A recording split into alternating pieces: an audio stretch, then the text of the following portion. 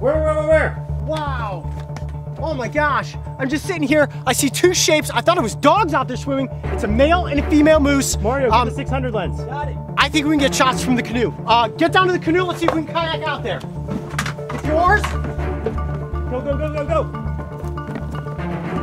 So right now there are two moose headed across the lake. We're gonna try to canoe out there and get some shots. Okay, undo the canoe. Oh, this is crazy. So Mario's up there, he's gonna set up the 600 lens, try to get some close shots. We're gonna head out there and see how close we can get. Man, this is gonna be awesome. Got him. I'll go up front. Austin, you stay in the back.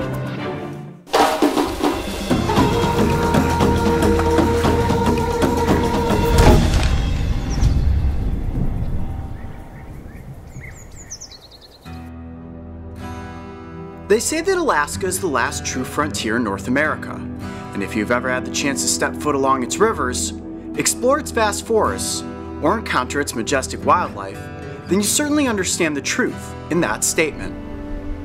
One thing about tracking wolverines is there's always a good chance you're also going to find the grizzlies. And these tracks right here are probably only about 10 minutes old, and that means the bear is just ahead of us. Haines, Alaska, located on the southern edge of the state, is what most consider to be a gateway to the true north. It's a very difficult location to film, so for the brave wilderness crew and I, this was lining up to be one of our wildest adventures yet. And on just our second day, we had an encounter with one of the most iconic species in Alaska.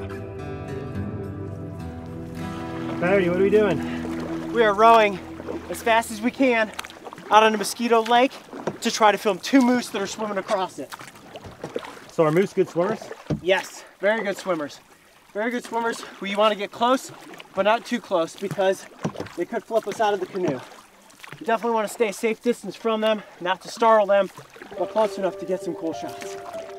The Alaska moose is considered to be the largest subspecies of moose in North America, with males tipping the scales close to 1,600 pounds and females weighing just over 1,000 pounds. They can be found all across the state, and it is estimated that there are over 200,000 of them in the wild. We were told by the people that own the cabins we're staying in that they frequently see moose swimming across this body of water.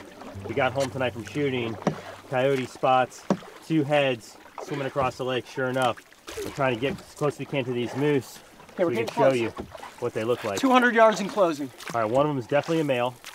I think we got a male and female couple here. All right, I got my first shot on them.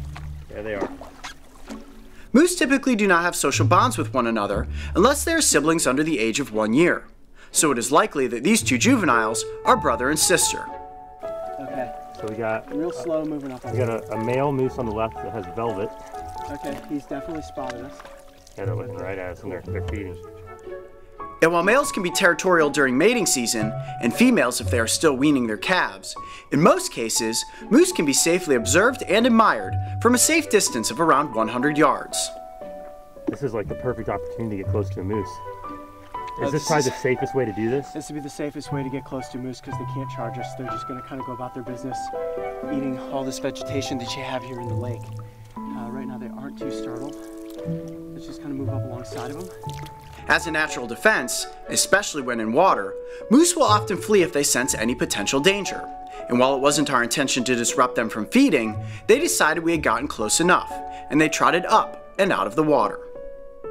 I always want to keep a safe distance. At any point in time, that male could turn around to protect the female. You see he's kind of staying in the back, letting her go first. That is either a juvenile male or one that's recently shed. You can see he's got the smaller antlers, still velvet on the antlers. That's pretty cool to see. You see they're actually touching shore now. You can see the back of the moose breaching there. Look at how big they are. They dwarf horses. Wow, are you able to get a tight shot? Pretty tight. Oh okay. Man. Wow, look at him go. Woo! That is incredible. Look at the strength of that animal. Boom, just like that, off into the reeds. Well, how awesome was that? Seeing moose swimming right through our backyards. I'm Coyote Peterson. Be brave, stay wild. We'll see you on the next location. Man, that was the coolest thing that's happened this whole trip. Being within 100 yards, we got the best shots we could, and with the rain steadily falling, we decided it was time to head back toward the cabin. The moose waited for us to get near shore, and then happily returned to the water, where they continued their feast of water plants. If you enjoyed this On Location episode, make sure to subscribe to the Brave Wilderness channel so you can join me and the crew on our next wild adventure.